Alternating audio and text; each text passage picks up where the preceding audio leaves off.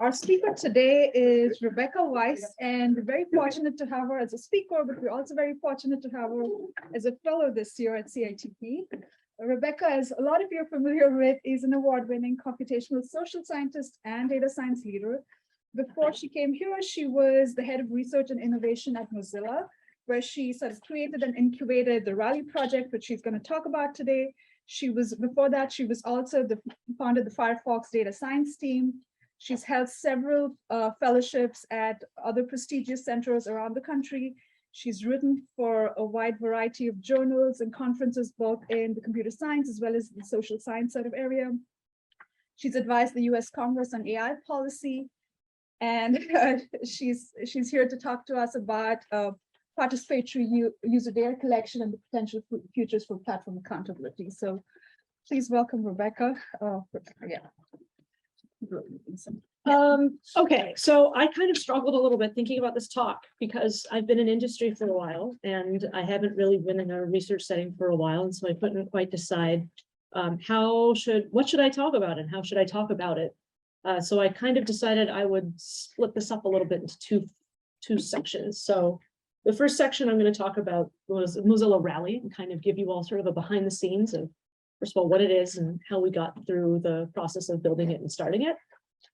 And then as a result of the experience of working on it, I thought I would share some of my extremely disorganized thoughts on where I see some of these themes around decentralization coming into play as a result of being in this kind of data sharing space. So the last thing I hope that I can provide is a little bit of color for those of you who are thinking about where you're going to go in your careers or where your life is going. This was a project and a point in my life where I was trying to get a company to do something that was deeply uncomfortable. So there's a little bit of some personal stories there. Okay, so the first part, let's talk about Mozilla Rally, since I don't know if everyone here knows what it is, so we can get through it. And since Surya is here, I think I saw, yep, there's a little shout out for you here. This summer in Media Res, let's open up. The Markup puts out this story where they are able to identify that Facebook may unintentionally be getting sensitive information for people who are visiting hospital websites as a result of the tracking pixel. And to describe the background even further, a month later, the story that Julia Angwin put out identified some of the impacts that this project had and that this story had, that as a result of this story, class action lawsuits had been filed and probably more were going to come, and that hospitals were starting to send letters to their patients that their information may have been revealed or released in this form unintentionally. And that I think I just wanted to highlight something that Julia said here, which is the wild thing is that no one would have known this data was being shared if we hadn't set up this partnership with Mozilla Rally and if thousands of users hadn't volunteered to send over their web browsing data. Okay, so what does this space, what is it, how do we start thinking about this? So the big picture problem that we started thinking about when we were talking about Rally in the beginning was this problem of platform accountability. Dumbing this down for the broadest environment I can think of is, let's just start from, we all agree some bad stuff seems to be happening and that it seems like this is related to the information that people consume or are exposed to online. And that almost all of that is mediated by tech platforms, meaning search platforms, social media platforms, streaming content is the other thing that's happening now. And this is ultimately, in my mind, this is a question of distribution. That information is distributed by these platforms and they are like the dominant players in the way information is distributed in this space, which means that when you have this concentration, it allows for, more content to be created than ever before, but it also means that the reach is at a scale that was impossible to imagine before these platforms existing. So to give a hat tip to Ethan Zuckerman, who's coined this concept of the denomination problem, who is reached by what and how, that information is hard to get. Why? Because ground truth are these platforms, and why would they share? There's almost no business reason for them to share. There's almost no competitive reason for them to share. Why would they expose themselves to that level of investigation? So the idea was can users pool their data in some form that would allow for us to gain some insight into collective experiences, and that most importantly, the decisions they can make about who they could give this information to and who can gain access to it wouldn't be directly under the control of an individual platform themselves. Okay, so interlude.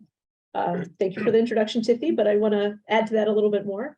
So yes, in my background is kind of this dual identity that I've been kind of juggling for a while. In theory, I am a computational social scientist. My sort of fascination with humans has started from the level of neurons all the way up to collective behavior. So when I talk about methodological individualism, it's sort of this vision of we can talk about things at the level of like a society or an organization, but in the end, this is still a bunch of people, and how, and if you really look at social science theory, there's always been this tension of eventually all behavior at the aggregate level does start from individuals acting together. In practice, that's not what my day-to-day life was like for the last several years. In practice, I was employed and I was a data scientist and I was a leader of teams. So yes, I was the head of research and innovation at Mozilla, which was trying to get Mozilla to do things that was not related to everyday business for the browser product. And before that, I actually was the person who was helping them do things like, how do we count how many users we have when we don't want to do things through the most nefarious way of, instrumenting the entire browser and collecting everything that we possibly can. Things I want to make sure I explicitly make clear to everyone, because sometimes I sound like I know what I'm talking about because I have strong opinions, but I am not. I am not a trust and safety practitioner. I did not ever run trust and safety at Mozilla. I worked very closely with that team. I was never responsible for compliance, even though I helped to design a lot of things that were used by the compliance team. I am not a subject matter expert in privacy regulation. I have a lot of opinions. I'm also not someone who can weigh in with a lot of expertise about corporate law. So when I talk about governance, I'm talking about this from someone who has experienced this, but I'm not someone who's going to weigh in on like, this is how we should restructure legal bodies for corporate governance. I'm also not a public goods economist, even though I'm going to talk a lot about markets and competition. And most importantly, I am not a crypto enthusiast, although I really, really, really think that we have to be open-minded about it, even though it goes against all of my instincts. To go into a little bit more detail, like the specifics about my industry experience that I wanted to highlight for the kinds of things that we're talking about. So I started the data science team in Firefox. The reason why I'm highlighting this is because most of what people were doing before we had this team was sort of like, let's just look at the server logs and multiply by 3. Like that was the practice of it. And the thought that we had this browser product that had the potential to be sort of this distributed sensor network of people's experiences online, in my mind, like the only way that we were going to get there was if we started adopting what some of the other platform companies were thinking about. So I pushed to start the data science team in Firefox. At that point, there was a services organization, but we hadn't really, just to, again, give a little background color, Firefox didn't have a unique client ID. There were a lot of things that the browser company, that other companies were doing that Firefox didn't want to do. So I worked with the services organization to help kind of try to figure out how can we take this existing telemetry system that we've got that doesn't have client IDs, that only collects things like what graphics card do you have? And which operating system are you on? How do we expand that to start addressing the more nascent needs of internet businesses around product analytics? The most ambitious thing that we worked on was probably quantum. So I don't know if this is something that is in the common parlance of people here, but quantum was a pretty big initiative to try to, I'm not even going to try to summarize this. It was basically to try to make Firefox faster and try to deal with all of the technical debt of all the previous decisions that they had made in terms of architecture of the browser, and try to like undo some of them and rewrite some of them and ship new things to try to get out of this box that they had put themselves in, which is single process Firefox that cannot scale to the modern consumer experience.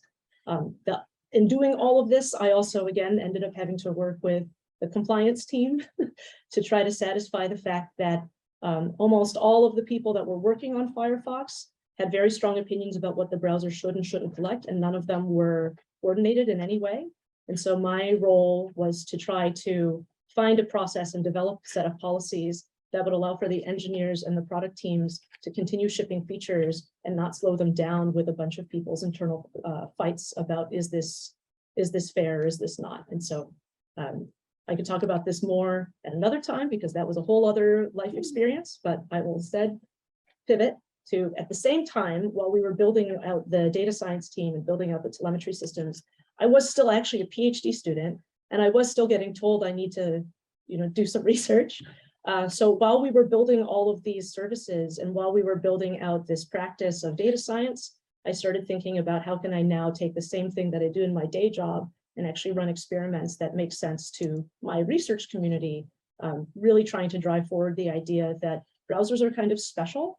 And when you're thinking about social science and social science research, there is this potential opportunity here where browsers can allow for us to understand human behavior at a scale that is kind of unfathomable unless you work for one of these big tech companies. So my 3-paper model for those students who are still in dissertation mode, my first project was using these the telemetry system that I just described to understand what is the actual effect of ad blockers on people's use of the web. Like, are they actually a good thing? Do people find themselves more engaged with the web as a result of having an ad blocker, or is it sort of like only a very small segment of people actually end up doing anything with the web as a result of installing an ad blocker? Like, does it actually lift or reduce use of the web? And we found that it actually does, lifts it, not a surprise. Classic PhD paper. Second thing that I worked on was something that I'm going to start like highlighting a little bit more, was a collaboration between both sides of Mozilla, and I'm going to star that for future, where the foundation, which is the nonprofit owner, was running a campaign to try to get a bunch of people in the United States to submit comments of concern during the FCC open comment period around net neutrality. And I started to try to convince them that it's possible that maybe we could use Firefox as an acquisition channel for people who submit comments. Now, from a governance perspective, this is kind of a really scary thing because you're now asking the corporation to help the foundation do activism work, which is sort of frowned upon given their structure. But it was an interesting project that I managed to get it through. And this is when I first started to think we can use the resources of one side of Mozilla to sort of augment some of the causes of the other. The last project that I did during my dissertation, which ultimately ended up being sort of the beginning ingredients of what Rally was asking people to share their browsing experience so that we could understand this this political polarization problem in more granularity, meaning polarization from the political science side has a bunch of different levels of definition. Polarization at the elite level is shown at congressional roll call votes and how congressmen work. At the mass polarization level, it's the way people vote. But there was a lot of other new forms of polarization that were starting to be introduced in political science, mostly affective polarization. So the idea being that as a result of your online experiences and many other things, you now just kind of don't like the other side anymore. It feels almost silly to talk about this at this detail because now I think we all kind of have our own opinions about polarization in our lives, but at this point it was sort of not as commonly accepted, in that we were trying to understand, is there a relationship between information you are exposed to online and does that actually increase or decrease polarization? So happy to talk about any of these papers at length, but not right now, because let's just fast forward to 2019. So this is where Princeton enters into the picture because Jonathan Mayer approached me, as well as a couple of other researchers, all of whom were kind of interested in this problem of platform accountability. There's been a lot of attempts to try to understand the impact of these platforms on social processes, and a lot of that had been stymied for one reason or another. But I will give this team and these folks specific credit, is that they really, really wanted to find a source of information that wasn't going to violate people's privacy. This was something that I think Jonathan in particular, as many of you know, is very adamant about the lineage of data. It really mattered. Like, we wanted to be confident that it was coming from people who really, really understood what was being asked of them. So I had this experience already. I knew that it was possible to recruit users to do things at a scale that scientists were able to use for research. And I also had this pretty good understanding of the telemetry system and what it could and couldn't do. So I went to my bosses and I said, we should do something like this. We should start off with this idea of like, let's donate your data to science. This will help make the web better. This, I want to highlight again, was coming out of the Mozilla Corporation side, which I'm going to talk about a little bit more. And what that means is that it was not something that was funded entirely through like nonprofit sources. Like this was something that was funded through corporate accounting, which is a thing I think we don't really talk a lot about in research when we talk about working with industry academic collaborations. So I always feel like I want to be extra clear about that.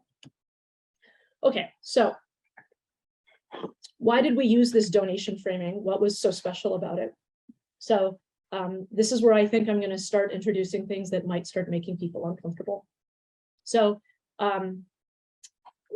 donation is something that, as my old boss used to say to me, who was the CFO, it's an attribute of an asset that you own. Like if you are an owner of an asset, you can sell it, you can purchase another one, you can destroy it, and you can donate it. The other thing was that the framing from a user perspective of donation was something that was linked to consent in a way that felt different. You don't donate something by accident. It's something that you have very clearly understood that you are giving something up, and that the expectations that come with that are that you're not going to get paid for it, because we weren't originally going to focus on trying to buy people's data from them directly. The other issue was that once you are looking at this donation model, it allowed for us to sort of diffuse the focus of who is the primary actor in this sharing model. If we thought about it as Mozilla is just the pipes here, we're just trying to be the intermediary, and that we're trying to actually connect people who have data to people who want to do something with it.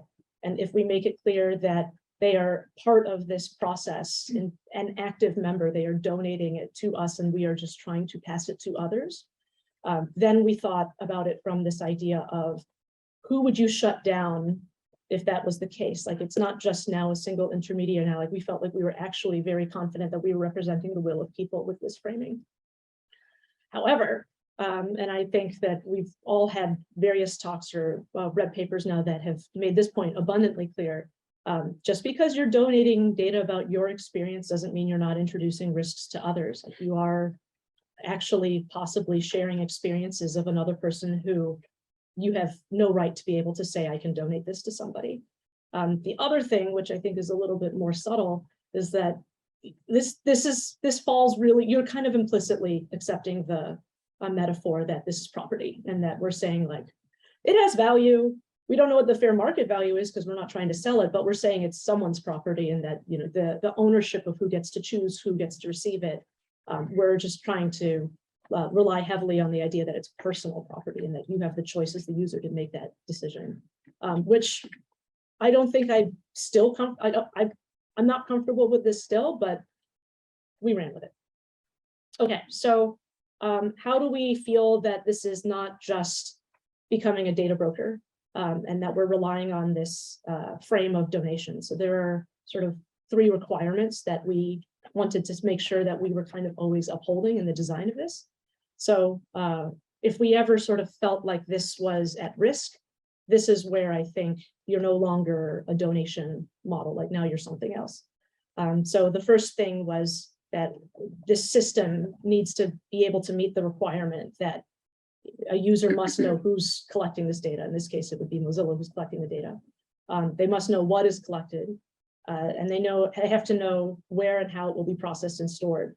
And implied in all of this is that it doesn't have to be just taken on faith. Like they should be able to independently verify that this is what is happening. The second requirement is that they must have confidence that only the people that they have given access to can access this data. So this is both technical and a policy kind of promise. And the last thing is that they must know how the data is going to be used before they allow it to be collected or accessed. So this is very similar to sort of like the pre-registration model in research science. Okay, so again, this room, I feel like this is sort of, everyone here probably already has very strong opinions about this or knowledge about it, but why not just count on ground truth, and why not just say, let's just work towards getting the platforms to give us data and that'll just be it.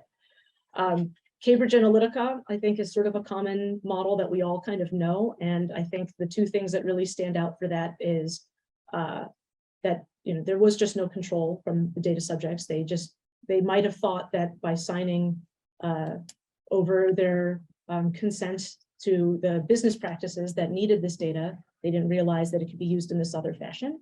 So they lost access and use as a result of this model. The other thing is that much as I, in my data science mind, think the idea that I could have an API level access to all of the information that they have sounds amazing, it clearly lacked oversight, and that as a result of that, this researcher as attacker threat model is something that now everybody has to think about. So unfortunately for all of you, you are no longer just naturally trusted as a result of where you come from. So Social Science 1, which I actually want to give at least some credit to, like I do think it was a good faith effort, and I think there was a lot of good intent behind trying to design this intermediary, a nonprofit intermediary, to act as a go-between between the research community and Facebook.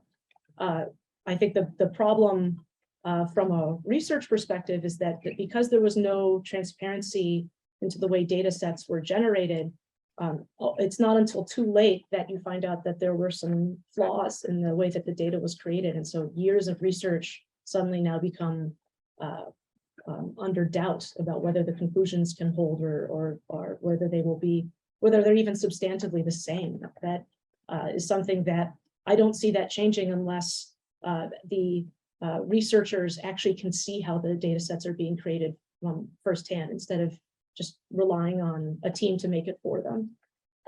The other thing, which I think a lot of people in this room know, there was still consent concerns over the way this data set, these data sets were created and the way they were shared. I know that there was a lot of reliance on differential privacy in the end, but the story I was told was that the social scientists felt that this has done more for differential privacy research than it has for social science research. So I don't think that we should give up on asking platforms to share data. I think that we still need it. It's still ground truth, but I think we need some way to sort of independently verify that what we get from them is actually sort of true, that it has the same sort of substantive validity that we would expect from a research standard. It just means to me, like to conclude on this, is that we can't solely count on them. Like we should count on them, but we shouldn't just exclusively count on them to provide all the solutions. Okay, so there are other sources. People have tried other solutions here. Things that I think are very common in the social science world is to go to a panel provider, just ask a panel that goes through the effort of maintaining and curating a user audience that already knows what studies look like, that already have a mental model for participating in research, and just ask them to continue in this vein. There are a lot of advantages to this. One, that from a scientist perspective, you get all of the things that you already know from standard user-based research. You get representative samples is, I think, the biggest thing. The other thing is that the model of the way data is generated is comprehensible directly. Like you can talk about things like demographics, you can talk about your like standard social science questions of surveys. Like these are things that are directly related to the way that these companies like genuinely provide services. And the last thing, which I think is the most important thing, is you pay them and there's a contractual relationship where, like, if I pay you to give me user data, like I'm going to get it and I know when I'm going to get it. The limitations on this is that, like, it's very expensive. Like this is not a thing that I think every single researcher can afford to do. A grant to be able to purchase a sample of sufficient size is going to be probably in the dozens, if not hundreds of thousands of dollars. And that's pretty like exclusive from a research perspective. The other thing is that the dirty kind of secret of some of these panels is that the reproducibility of results is starting to kind of fall down a little bit. It's no longer as clear that you are getting responses from people drawn from the design-based sampling methods that they say that they're using. Some of these companies are better than others, but that's one of these existential threats to panel providing services. The other issue, which I think a lot of folks here probably can attest to, is that the data quality sometimes isn't very good. YouGov is sort of the gold standard in this, but everybody else is much further. And so if you're trying to do anything that isn't something that they already know how to do really, really well, it's going to take a long time, and you're going to spend a lot of time QAing the data that you get out of them, as opposed to answering the questions that you've got. So an alternative to that is that you could build your own solution. Like you could try to do something like Ad Observer. I think some folks in this room know it, some people don't, but Ad Observer was a pretty awesome project coming out of NYU where they're like, you know what, we're just gonna do basically data donation. We're gonna build an entire system that allows for users to install an extension. It's gonna be very, very careful about the way we collect data. We're gonna send it to this central server, and then we're going to do some research on it, and we're going to create this observatory of the ad ecosystem that is user-driven. There are a lot of advantages to this kind of approach. One is that you have the transparency of knowing that there's this group of people that are willing to talk about literally every step of this process. That project in particular, I think, really meets an incredibly high bar in terms of how careful they were about what information they collected. They did not connect everything. They collected just enough to specifically talk about the issues they cared about. They also have incredible institutional protections, these types of projects, because again, if you're coming from a university as opposed to a company, or if you're coming from a journalistic organization, like there's a certain way that you can go about stating the intent of what you're doing that people in the world can like appreciate, and that you are actually protected in policy and legal contexts, which coming out of a for-profit company, it's a harder sell. The limitations of these approaches, though, to me, again, they come back to cost and they come back to scale in a very specific way. Development of them is expensive, just like everything that involves hiring engineers, but also user recruiting is really, really expensive. And this is something that I think coming out of an industry setting, I immediately start thinking about marketing costs and the costs of marketing budgets. But coming into this from also like talking to a bunch of philanthropists who fund research, their frustration is everybody is asking me for the same cost. They're all recruiting the same people. How come they can't just pool their research together and just do one big recruiting event so that we all can just tie into the same thing? I get 3 proposals asking for $100,000 for YouGov funds. I get, $50,000 for doing my own user recruiting. Like this starts to feel like there's some inefficiencies there. The other issue is that the ability to scale these types of platforms, it's easy to build one, but to scale it to the point where you can actually start supporting multiple research projects as opposed to just the first research project. That's a thing that I think becomes much less manageable over time. And I think the Northeastern National Internet Observatory is probably the most exciting thing coming out from this DIY platform, but I do find myself wondering how are they going to scale after they get through the first building process. Okay, so here's where we get to Mozilla Rally. Why Mozilla at all? Like it's one thing to say, okay, Mozilla should be an intermediary between users and other organizations. This makes sense. But why should Mozilla do this beyond the mission that it has? So the things I want to make sure I highlight to this room is Mozilla has 2 attributes that I think are sort of very interesting when you think about this kind of data sharing space. One is that they have this very unusual governance structure. And the second is that they have a business model that is sort of already kind of complementary in the data sharing landscape. So first, for folks who don't know this, because I don't know if everyone knows this, and I found that when I've given talks about this, I have to make sure that people know this. But Mozilla is has actually 2 parts.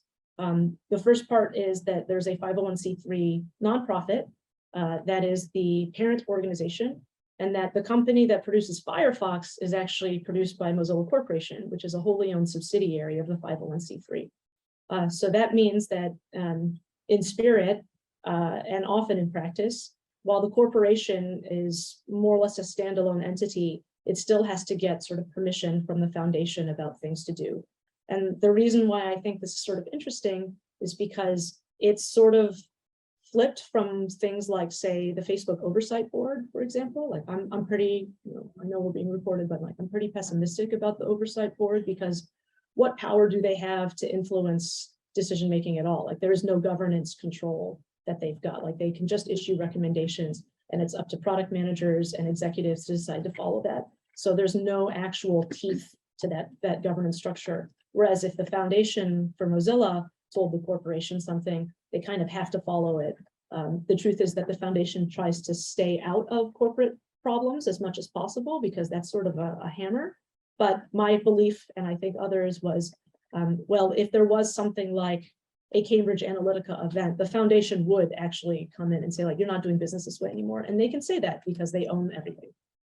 The second thing that I wanted to highlight is, I don't know if everyone knows how Mozilla makes its money. So yes, it's search revenue based. So I think some folks in this room know this, some don't.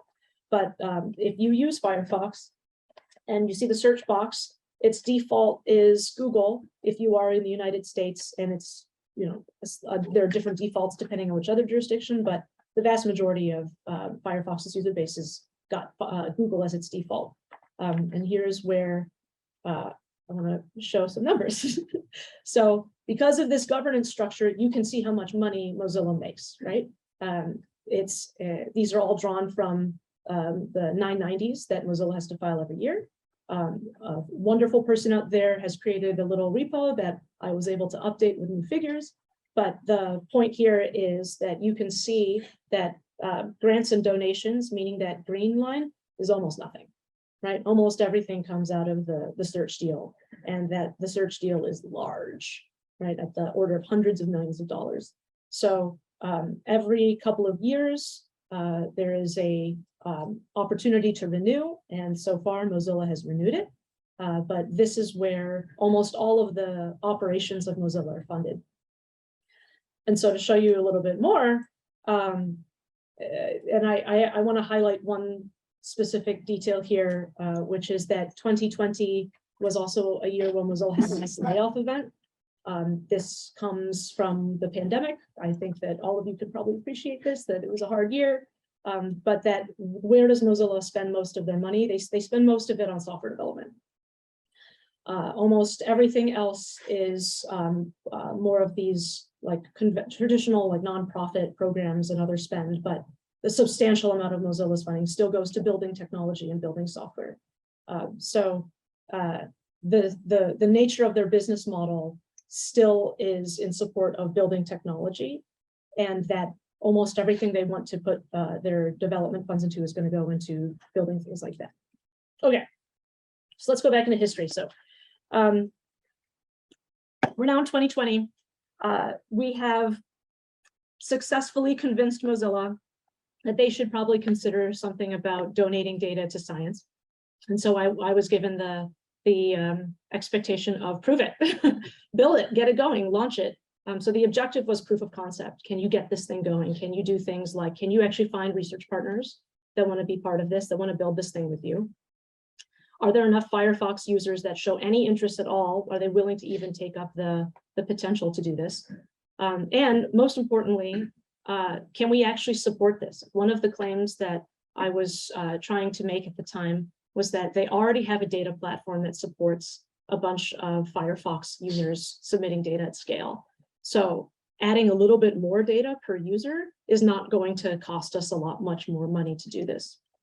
And so I had to prove it. I had to show that it wasn't going to cost the IT organization a lot of overhead to be able to add this new use case to the data platform. So those were our key results, that we just had to show, can we get a partner to work with us to sign a partnership to collaborate on some of these projects? Can we get users to accept the offer to download and install it? And can I show what it costs at the end of the year to do this? So the way that we were going to acquire users, everything was supposed to be just within Firefox. So there are two main channels that we were trying to explore, which we only ended up using one. So the top one is called a snippet, this shows up it used to show up about 1 to 3% of the time when you would start your browser. It would only fire on a new tab event. And the idea behind a snippet is that there are campaigns that you can run as if it was just any other ad, but it's entirely owned just by Mozilla, and that the inventory of snippets is kept extremely low for Mozilla projects. So the other people that used the snippet, for example, is the foundation. This is a big fundraising channel for them. So we were just going to use that as a way to recruit users to start considering Rally as a thing they should join. This is also the thing that I had begun to use for my dissertation research. So I had a pretty good understanding of the kind of yield we would get from it. If you showed this to 1% of users for a week, I was pretty confident that we would get at least tens of thousands of people, because that's what I was observing before in previous examples. The info bar is another one that was considered. This was another thing that we used for another study, but this was ruled out pretty easily because it's not really an in-product communication channel. It's actually a pretty critical part of browser messaging to users about things like warnings and risks. So it's like an extremely privileged API to be able to use that. So the cost of us being able to work with the team to be able to use that as a means of recruiting users became wildly unreasonable for very, very quickly. So we stuck with snippets.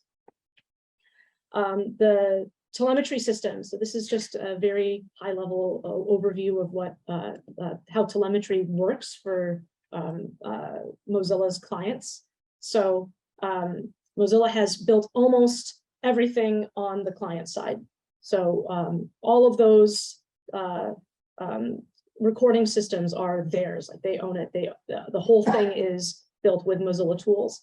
Everything else is enterprise tools, which meant that I felt pretty confident that if we built something on this platform, we wouldn't have to do what I see a lot of research projects have to do, which is also stand up an analysis environment, also build up their own data platform, also consider all of the ops costs. We could just ride along about all of this infrastructure that Mozilla already had. It's built and maintained by dozens of employees, which I kind of want to emphasize, like this is not cheap to do this at scale of 200 million global clients, 2 terabytes a day. It costs dozens of employees to be able to build and maintain this kind of system. If you want to know more about this, the documentation, again, is all online. This, I have since learned, is incredibly strange for a company to do this, to make all of the documentation of their internal infrastructure publicly accessible, which goes back to some of those design requirements that I was talking about earlier.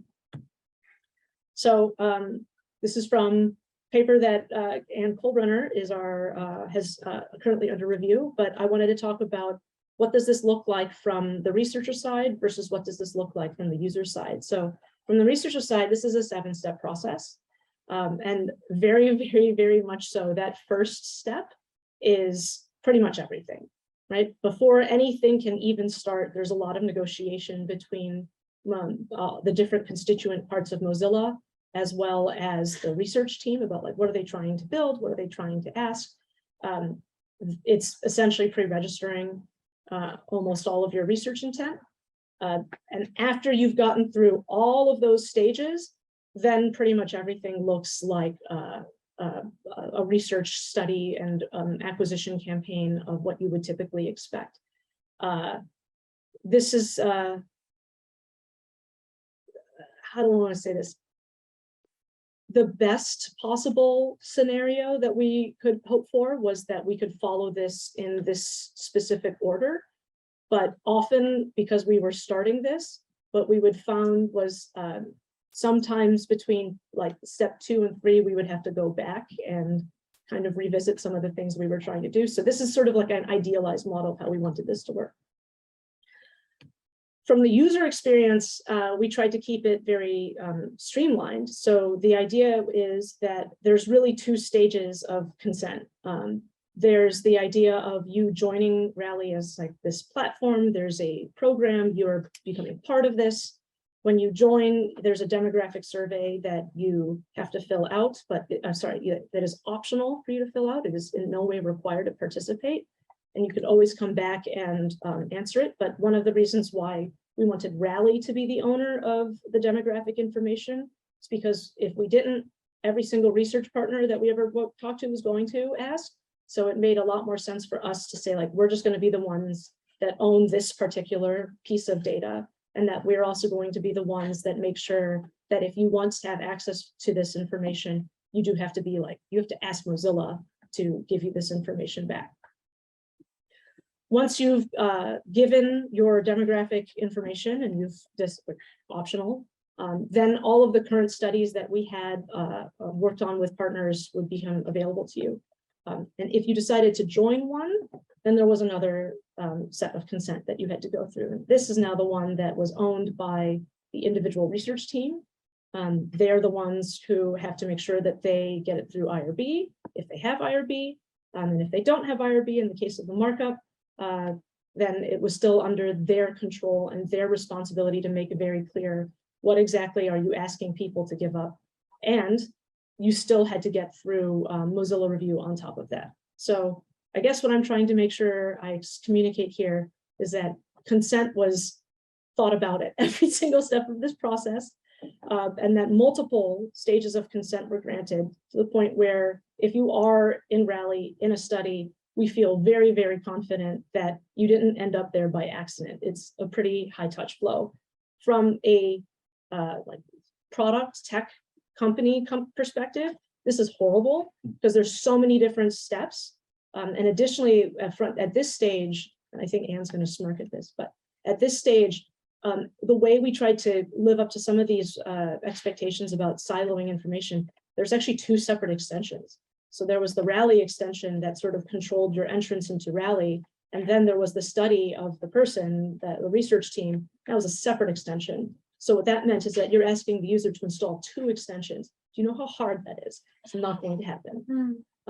Okay, so this led to the second stage. So there were two challenges that we had to address now. One, we can't do multiple extensions. It's too hard, both on the mental model for users, as well as the development upkeep over time was just going to be impossible to maintain. Second thing, which is sort of like a very heartbreaking thing, was that we lost the main acquisition tactic that we were using, which was this snippets channel that I was talking about. They just deprecated it in Firefox. This is actually the unfortunate reality of working with companies and software companies in general. If you don't have a roadmap that you're following with this very strict way, like things can just change on you really quickly. And so you have any critical dependencies that might leave on you in a minute, like this one, suddenly we needed to pivot. So a decision that we made was that we should no longer rely just on Firefox, that we should now expand to Chrome. And the other thing that we decided was that we need to stop trying to make everything driven by extensions, and that we actually needed to now have a hybrid approach where there's an extension that has the ability to communicate with a website, and that most of the user experience of controlling the extension should come from this web interface. So this was a lot of engineering work. This was a big pivot. Yeah. Can you say a bit more about why the extension was deprecated?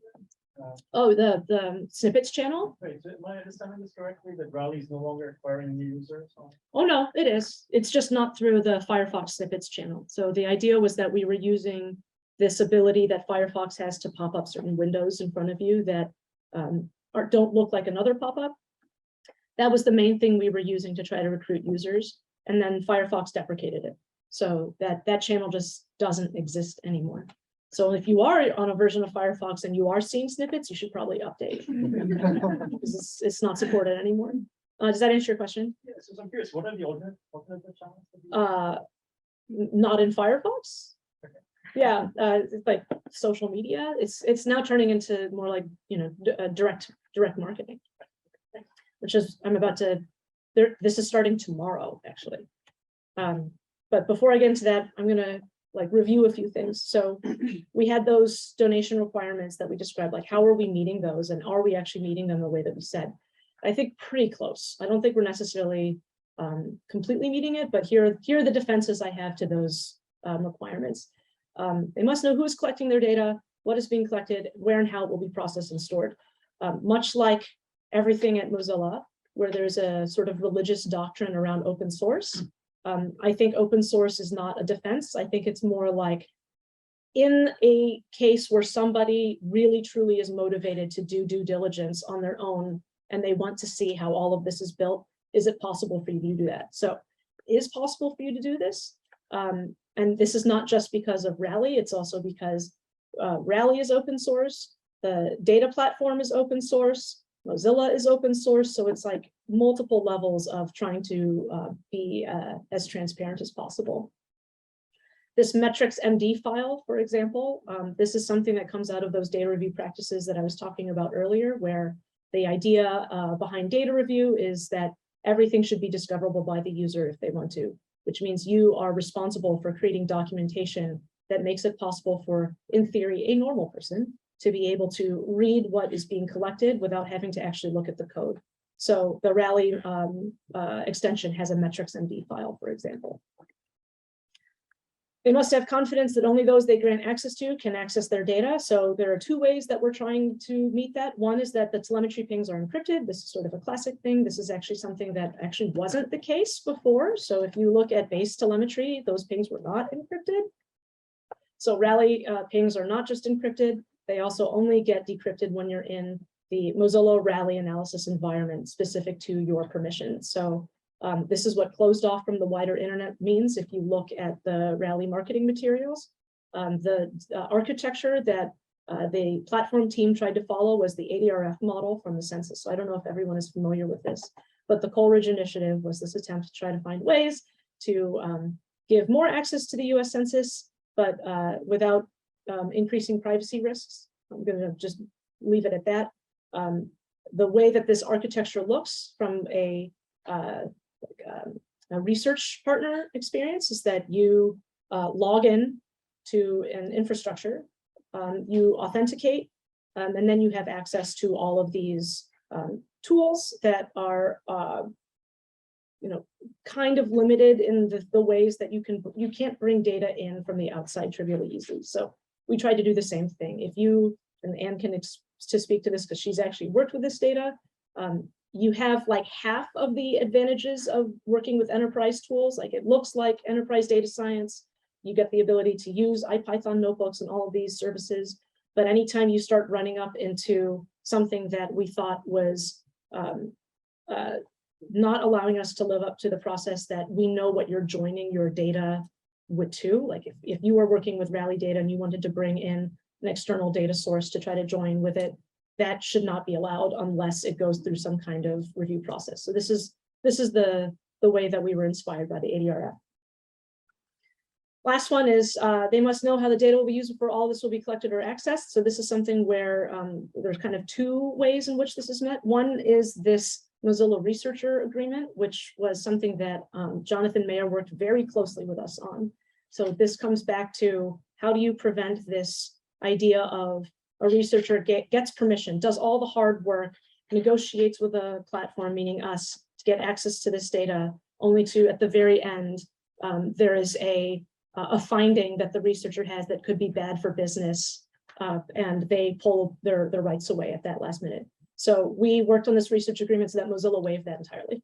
Mozilla just decided that our liability is agreeing to you sharing this information, but we are not the researchers. We are not trying to say that you can or can't ask certain questions with this data. Once you are in and once you are working with this project, if you draw conclusions, you can publish on it. There was explicit rights given to that. If there are aggregates that are useful for replication purposes, we are open to discussing that. But there's no chance of you absconding away with, well, like that's explicitly against our expectations from you as a researcher. So that's one way that we tried to meet this expectation. The other one is just the double opt-in. It's so onerous to expect people to opt in multiple times that, again, we sort of felt very confident that if you've been asked twice about what this process is going to look like, if you've downloaded an extension, if you've logged into this website, if you've agreed to say, yes, I want to participate in this study, we felt pretty confident that we could say, you knew how this data was going to be used, and you knew who was going to have access to it. Okay, so this is where I'm going to wrap up part A and sort of leave you all with some ideas about if you want to get involved in this, if you want to reach out to Mozilla, like this is what their focus is right now. I no longer am part of the project, so I just happen to know this because I am still involved in the community side of this, and that they're really trying to focus on this next phase of work. So right now, across the pilots that they've got, they have about 13,000 monthly active users.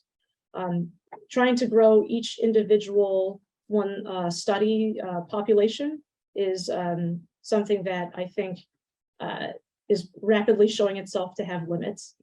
So the way that they're now thinking about how can we introduce the opportunity for more researchers to come into working on something like the data that we're collecting, but not introduce new overhead for each research partner, is to build this thing called the attention stream. So this is one project.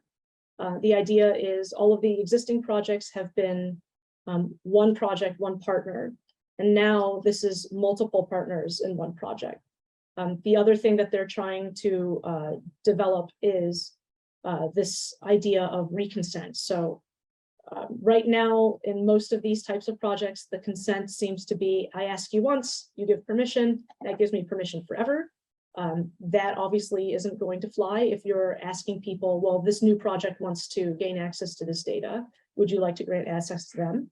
So there's a lot of engineering architecture around this that I'm no longer privy to. So if you want to have a discussion with the team that's working on it, they are more than happy to talk about it. But I'm no longer have the knowledge in my head of what they're building there.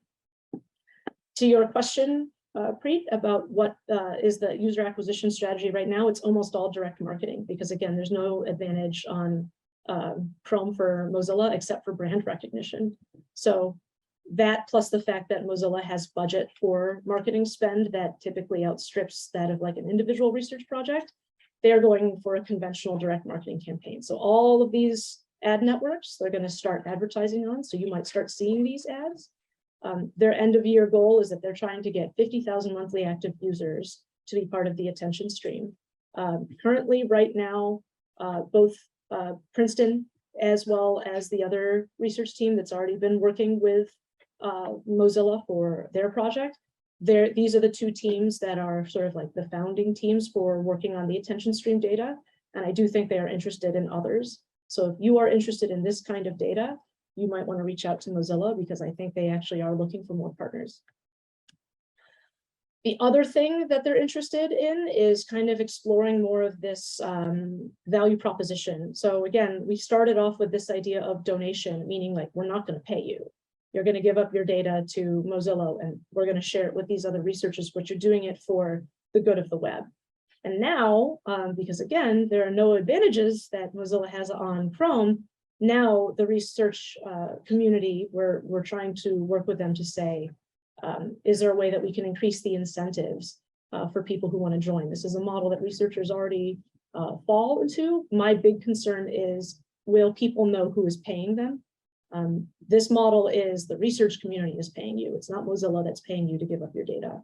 And this is old content. I'm not going to say this is all the creative work that they're going to test, but the hope is that this will help get to that goal of getting to a critical mass, but also that it kind of reduces the costs for every single individual researcher. Because if you have to pay, $5 to $10 a head to go with a traditional panel company, and you're asked to do the same thing here, what's the actual advantage?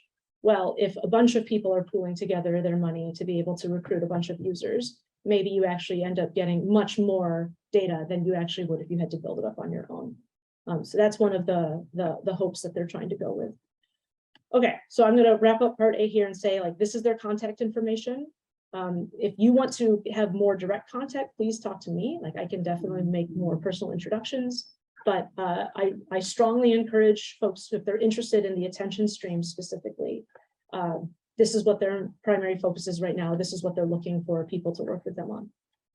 Okay, so now I'm going to take the next 15 minutes or so to share even more disorganized thoughts with you all, which is kind of like the hard lessons that I learned doing this, which is where the costs for this become really, really unwieldy once you start thinking about operating this platform over time. And that as I started to really think through, okay, how do you like cover all of these costs as you start to operate with more partners in this network? The only other people that are kind of thinking about this kind of business space are these decentralized Web3 initiatives. So I've been looking more into this to think like, is this actually the way that you can cover the costs for these types of platforms? So originally we started with platform accountability. That was the whole point, was just trying to get evidence of something that was happening. And the more I think about this, the more I start to struggle with like, okay, well, what does accountability mean in the long term? Like in the short term, it seems very clear. We want to use these leverage points that we as society already have. We have regulation, we have legislation, we have all these ways in which we can try to say, stop doing that platform, or else we're going to do things to you, or like there's ways in which we're trying to influence the market in some way. But in the long term, it seems more like we have to think about the fact that these are ecosystems, that there's really like an information market here, and that I don't think that these information markets are going away.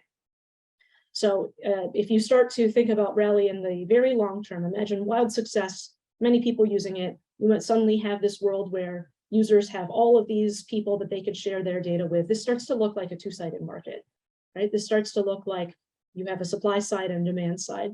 I have no doubts about the demand side's growth, none whatsoever. The supply side, this is the part where I start to wonder, well, how does this work at scale? So like econ, public economics, sort of public good one-on-one kind of thing. There are sort of three conventional indicators that you have something of a market failure. You have either oligopolies, you have information asymmetries, or you have like massive externalities that are starting to really cost society more than the gain. So typically, the interventions for market failures, and I would love for public goods economists to correct me here, but like typically these are kind of the ways we address these problems. And they're almost all through either a governmental intervention or some other centralized source. For an oligopoly, you can break them up.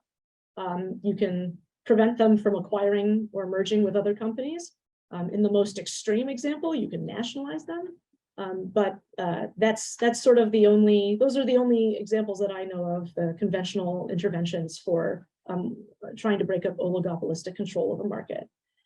For information asymmetry, the classic example here is the market for lemons, George Akerlof. So the idea there being that if you as the consumer don't have enough information, and sort of like imagine a used car market, it's pretty easy for you to get sold something bad because you don't have the information to be able to evaluate that. So an intervention there is something like a product labeling approach. So this is what Underwriters Laboratory is the kind of conventional example that we use. For externalities, I don't even know, like this is, pollution is the most common example. There are positive externalities, but we tend to focus on the negative ones. So are these privacy harms, are we metaphorically representing those as externalities? Pigouvian taxes are the ways that people try to say, like, this is how we can try to mitigate these problems, or class action lawsuits are the other way that you could try to make a company bear the cost of those externalities. With the decentralized approaches, this is where I'm like very, very, very uncertain. So all of these approaches start to talk about. Yeah, we have like a minute more. So those that want to leave at 1:30 leave, and those that can stay just stay on. I'm definitely almost done. Yeah. Yeah, I promise. But I don't know how we deal with externalities in a decentralized way. It doesn't seem, I would love for someone to give me examples of how this works, but I don't see how this works. And in my mind, I see decentralization as addressing those first two market failure indicators, which is where I will show. I'm actually going to skip this pretty quickly. I'm gonna just summarize pretty quickly with one thing here. I already showed you the slide that talks about Mozilla's total revenues. I already showed you how donations don't come to enough to cover the costs. So I don't see philanthropy covering all these costs, and I don't see donation covering these costs. And a little bit of behind the scenes truth. The Northeastern project that I made reference to earlier, they had a $15 million grant for 5 years. Rally costs more than that. So I don't see public infrastructure funding covering this either, which means that you're now starting to talk about like, you need a business model. You need a business model for Rally. And what does that look like? Today, it's just a public platform or a data donation platform for public interest projects. But in the future, does this actually start to look a little more like one of these new concepts that people are talking about? Is this a data union? Is this a data co-op? Is there a decentralized organization that needs to exist? If we didn't go with a decentralized organization, here's one of my proposals. One thought is that you still have this governance structure that already exists. The foundation can own the demand side. The foundation can be the ones that decide who is allowed to gain access to this information market. The supply side probably still has to be owned by the corporation. They already have business models that relate to them cutting sharing deals. They also are the ones that own the data platform that actually has all the operational costs. So they can package up products. They can determine what the pricing is. And they're not the ones who get to identify who gets access. They're not the ones who get to determine all the use cases, but they probably can be part of the actual business side of this. So if you didn't do something like this, if you didn't have a nonprofit owned for-profit, what are examples of data unions that are out there? And so I'm going to really quickly go through this because I highly recommend you all go through this yourselves. There's a one out here called Swash. This looks very similar to Mozilla Rally in some ways. You download an extension, you get paid to browse, you get tokens to do this. It is registered with the Information Commissioner's Office in the UK, which means it is passing some bar for privacy. I'm not quite sure all of this matches everybody's requirements, because I think the strength of their privacy guarantee is all data is anonymized and end-to-end encrypted before it's added to the data union. I don't know what that means. The other thing that I want to comment on, which I'm not sure everyone here is familiar with, is this phrase of zero-party data, which is something that, like, if you aren't familiar with this, you better get familiar with it, because it's what the industry response is to some of these issues around first-party data and third-party data becoming much less accessible. So here is a slide. It comes from Forrester. Forrester being a research firm that is making it possible for marketers to sell more things, including themselves. I kind of, you can tell I'm a little cynical because I don't really understand what makes zero-party different from first-party data, except that I think they feel a lot more confident that they know that they can trace the consent path, that they can say, like, no, I feel really confident that this first-party data is actually one that is traceable to an individual person giving it to me. However, if you read all of the corporate strategy documents that are coming out, like startups, all of these groups, a lot of them are saying, like, we are going to become the zero-party data provider for you. So I urge you all, as people who care about policy issues and technology issues, please develop an opinion on this, because it is being used to raise funding and it is being used to build technologies around this. So another thing that I think is sort of frustrating about this approach, where I think it comes like close, but not quite all the way there, is the governance model of some of these approaches are, it's still not clear that you as the person who is giving your data over actually have meaningful control over the business operations of this organization. So if you are a Swash token holder, you can decide who gets funding from the fund. You can decide on roadmap developments, and you can take part in, quote, token-related decisions. I still don't know what any of that means. And I don't see how that allows for you to feel like you have control over who gets your data. In fact, very explicitly, you do not know who is buying or using this data. So I'm not sure how this meets a vision of data ownership. If, again, going back to this original case of, is this property, is this an asset? You're sort of like giving it out into the world, and they're promising you that there's no privacy threat to you, but you don't get to know who's bought it. You don't know who's using it, and you really don't know anything. You just know that it's been packaged up and that other people are buying things. So this feels a little, it's like close, but it's not quite really living up to this vision. And there are many, many other examples. The only reason why I chose Swash is because they have over 100,000 downloads and they've raised $17 million. So that's one of many other examples that you're going to start seeing in this space. So I'm just trying to give you all a sense of, like, this is just the beginning. There are many other things coming out here like this. So to conclude, because I know I'm way over time, things I hope that you all come away with from this talk. One, like collective data, pooling personal data really is a collective action, and it does catalyze this response. We've seen evidence of it. It does work. If you have a desire to work on things like this, you can have impact. The second thing is I just don't see the data economy going away. Third-party tracking, I think, going away is actually going to encourage first-party data owners to enrich or augment their data even further. Again, I'm telling you all, like, you are going to see a lot more of this zero-party data marketing and framing, and like, please develop some critical views on this about ways to think about this from like a policy perspective. The costs of the infrastructure that powers these kinds of platforms, commercial scale, I don't see it being funded through philanthropy. I don't see it being funded through government grants, at least not yet. Maybe that will change, but I think right now you're going to see just a lot more of these startups that are going to raise money to do these types of projects. I also think that we're going to see, as a result of this push to zero-party data, I think consumers are going to be bombarded with these products that are going to be packaged up to them like, you will get paid for your data if you do these things. I only want to emphasize that because I think sometimes in the policy and research side, like, we kind of forget the consumer view and what they're experiencing. I just kind of want to point out that part. And the last thing to me is that I think there's still I think the externalities problem of the data economies are not being addressed by decentralization. And I would love to get someone to convince me otherwise. Anyway, that's it. Those are my 5 major takeaways.